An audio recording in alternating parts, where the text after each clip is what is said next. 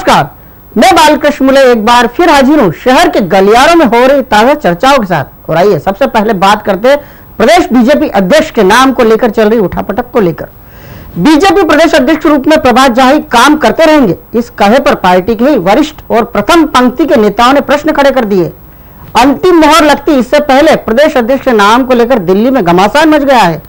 पहले तो सभी वरिष्ठों ने मिलकर झा की ताजपोशी की स्क्रिप्ट तैयार कर ली थी, लेकिन बुजुर्ग नेताओं ने उस पूरे स्क्रिप्ट को ही उड़ा डाला। अब झा फिर पार्टी के अगले आदेश का इंतजार पहले की तरह ही करने लगे हैं। प्रदेश भाजपा अध्यक्ष के नाम को लेकर पिछले 2 माह से चल रही रस्साकशी अंततः 3 दिवसीय विराम के बाद एक बार फिर स्वतः ही सतह पर आ गई। प्रदेश अध्यक्ष के नाम को लेकर शुरुआती बयानबाजी करने वाले नेताओं ने फिर अपना रुख समय रहते पार्टी फोरम पर दिया है। इससे पहले नेताओं ने ऐसी चुप्पी साधी थी कि प्रभात झा का अध्यक्ष बनने का रास्ता साफ होता दिखाई दे रहा था। यही नहीं, पहले कैलाश विजयवर्गीय ने झा के नाम पर छाप लगाई और फिर प्रदेश के संगठन मंत्री अरविंद मेनन तो पीथमपुर में यह कहते सुने गए कि बीजेपी अगला चुनाव झा की अगुवाई में ही फतेह करेगी। बीजेपी प्रदेश अध्यक्ष के निर्वाचन की प्रक्रिया से महज 24 घंटे पहले फिर झा की स्क्रिप्ट बदल दी गई। अब बड़े यानी बुजुर्ग नेताओं की ओर से नाम आया है बीजेपी महासचिव नरेंद्र सिंह तोमर का। तोमर पहले भी अध्यक्ष रह चुके हैं। पार्टी के बड़े नेता झा के दूसरी बार प्रदेश अध्यक्ष बनने में इसलिए भी रोड़ा अटका रहे हैं कि वो पुराने नेताओं की गोद में कम ही बैठ पाते हैं और युवा नेतृत्व पर कुछ ज्यादा मेहरबान रहते हैं। झा टिकट बंटवारे में हस्तक्षेप करेंगे। झा के रहते कुछ नेताओं को टिकट लेने में भी दिक्कत आ सकती है। ऐसे में पार्टी के ही प्रभावी धड़े ने तोमर का नाम चलवा दिया है। हालांकि प्रभात झा के बाद तोमर वो दूसरे नेता हैं जिन पर पार्टी गहन गंभीर चिंतन कर रही है। दिल्ली दरबार में फिलहाल प्रदेश अध्यक्ष को लेकर घमासान मच गया है। बीजेपी हलकों से अलग अलग सुर्खियां सुनने को मिल रही है। जिस तरह झा के नाम पर कुछ नेता पहले से खुलकर सामने आ चुके हैं, तो कुछ नेता अब तोमर के लिए जबरदस्त लॉबिंग कर रहे हैं। मध्य प्रदेश के प्रभारी पूरे मामले को देख रहे हैं। वहीं दूसरे नेता यानी रविशंकर प्रसाद भी अब राजधानी में रहेंगे। ऐसे में दिल्ली से लेकर राजधानी तक पार्टी के गलियारों में फिलहाल प्रदेश अध्यक्ष के नाम को लेकर बहस चल रही है। फिलहाल तो एक धड़ा झा के पक्ष में नजर आ रहा है, तो दूसरा धड़ा नरेंद्र सिंह तोमर के पक्ष में उतर आया है। अब प्रदेश अध्यक्ष के नाम का फैसला प्रदेश के मुखिया की सहमति से ही हो सकता है। हालांकि जानकार तो यही कहते हैं। ऐसे में तोमर का पलड़ा भारी दिखाई दे रहा है। शिवराज सिंह को इस नाम के लिए ताई यानी सुमित्रा महाजन और भाई यानी कैलाश विजयवर्गीय को भी राजी करना होगा। ताई महिला अध्यक्ष बनने के लिए मैदान में है, तो भाई अपने मित्र प्रभात झा की ताजपोशी का बयान पहले ही दे चुके हैं। हालांकि इन सबके बीच प्रभात पहले से ही एक राग अलाप रहे हैं। मैं अध्यक्ष रहूं या ना रहूं, जो संगठन जिम्मेदारी देगा उसे हम पूरी ईमानदारी से पूरा करेंगे। मतलब साफ है, प्रभात झा दूसरी बार के लिए पहले से हथियार डाल बैठे हैं। उन्हें संभवतः पार्टी की अंदरूनी स्थिति की कुछ ज्यादा माहिती होगी। अब ऐसे में सभी को समझाने के लिए पार्टी हाईकमान दोनों नेताओं के प्रोफाइल में अदला बदली कर सकता है। मतलब तोमर प्रदेश अध्यक्ष हो जाएंगे और झा पार्टी महासचिव। इस बीच पार्टी में 2 नेता कोई घमासान भी मचा सकते हैं। हालांकि प्रदेश अध्यक्ष को लेकर क्या चल रहा है इसकी भनक छोटों को कतई नहीं है। वो पूछने की हिमाकत भी नहीं कर पा रहे हैं। मतलब साफ है, पूछा कि गया। इतना जरूर है कि होगा वही जो शिवराज चाहेंगे। शिवराज क्या चाहते हैं ये आपको हमको सभी को पता है।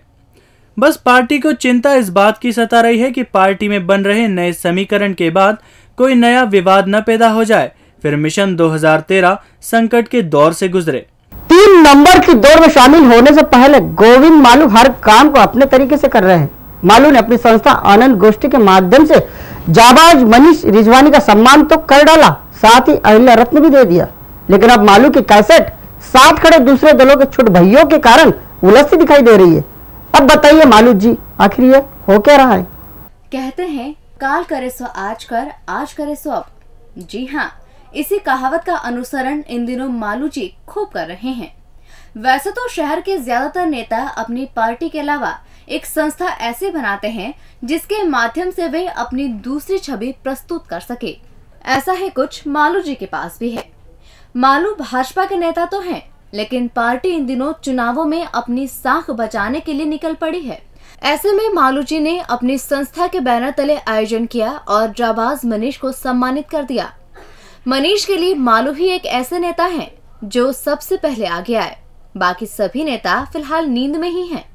लेकिन मालू जी के लिए एक बुरी खबर ये भी है कि उनके विरोधियों ने गलियारों में कान भरना शुरू कर दिए हैं। मालू ने मनीष का सम्मान किया, यहाँ तक तो सब ठीक है, लेकिन नासमझ लोग उनकी तारीफ भी कर रहे हैं। लेकिन समझदार मालू को छोड़ साथ खड़े कुछ चेहरों पर प्रश्न उठा रहे हैं। समझदार ये कह रहे हैं कि इन्हें एक जाबाज को सम्मानित करने का अधिकार है भी या नहीं। शायद ये बात तो मालू जैसे बुद्धिजीवी भी समझते हैं। अब जरा इन दृश्यों पर नजर डालिए। सम्मान करने वाले मालू के साथ कौन खड़ा है और इसी तरह दूसरे दृश्य में सम्मान देने वाला कांग्रेसी कार्यकर्ता ये क्या कर रहा है। अब आप ही बताइए मालू जी क्या कहें। हम कुछ कहते हैं तो आप तो खुश हो जाते हो, लेकिन आपके करीबी ये बात उड़ाते हैं कि ऐसा तो कुछ था ही नहीं। लेकिन इन दृश्यों को कैसे झुटलाएंगे आप। देखिए मालू जी, अगर आपको गाड़ी स्पीड से चलानी है तो कोई क्लीनर यानी समझदार सलाहकार को रख ही लो, वरना गाड़ी 3 नंबर के छावनी से आगे नहीं बढ़ पाएगी। और फिर आप ही कहोगे हम कहाँ दौड़ में थे, गाड़ी तो खड़े खड़े ही ठुक गई। नेता के पास भगवान का दिया सब कुछ हो, लेकिन लाल पीली बत्ती ना हो और ना ही कोई इलेक्शन से जीता हुआ पद, तो सब कुछ व्यर्थ है।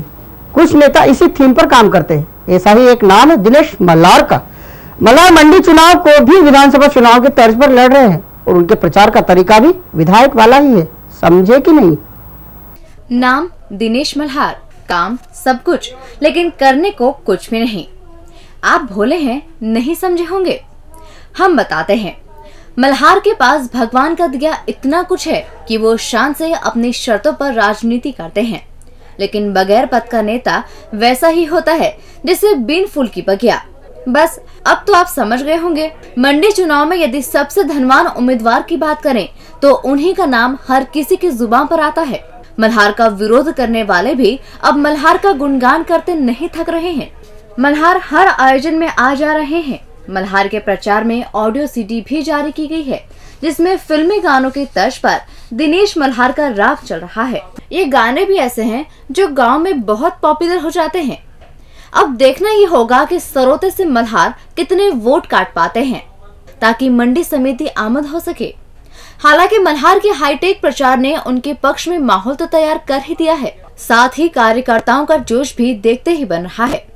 बस ये जोश जैसे तैसे मतदान तक कायम रह सके, वरना ये भी होता है कि धन कुबेर पहले पहले तो उत्साह में खूब खर्च करते हैं और फिर समय आने पर पोटली बांधकर गायब हो जाते हैं, जिससे जीती जिताई सीट भी उनके हाथ से निकल जाती है और फिर वो 5 साल तक रोना रोते हैं।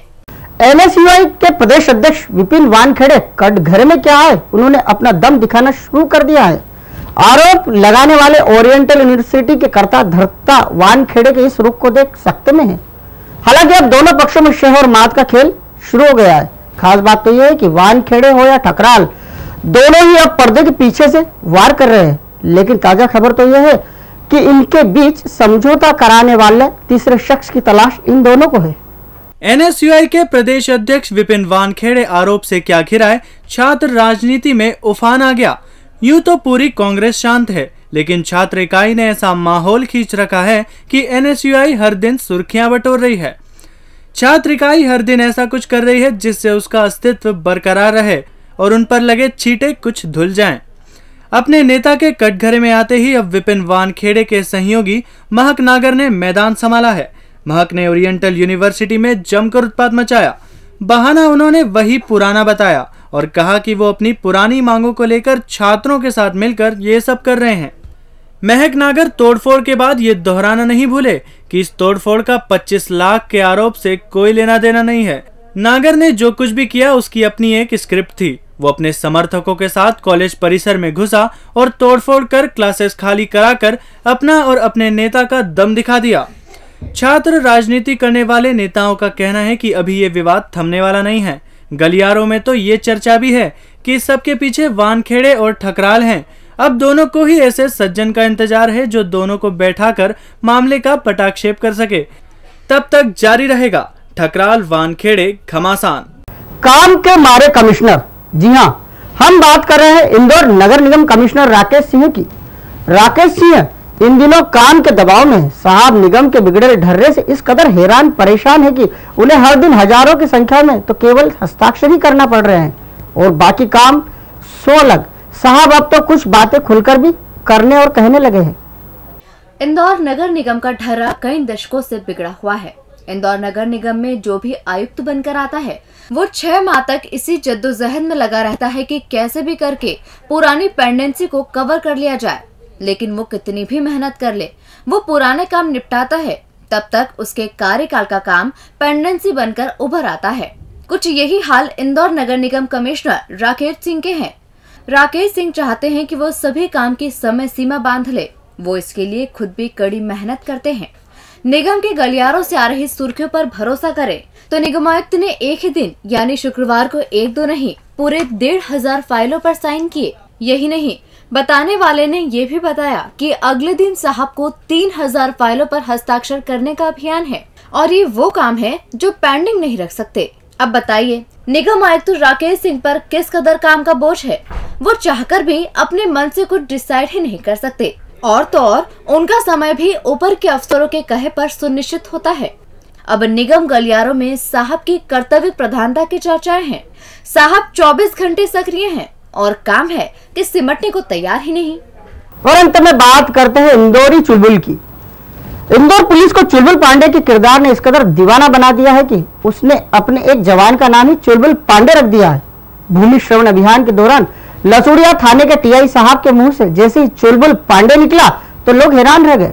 लोग पूछने लगे क्या वाकई आरक्षक का नाम चुलबुल पांडे ही है? और कहीं से आवाज आई हाँ, जबकि बेचारे जवान का नाम विजय पांडे है, लेकिन वो दबंग के जलजिले से अपना पुराना नाम ही भूल सा गया है और हो गया है चुलबुल पांडे।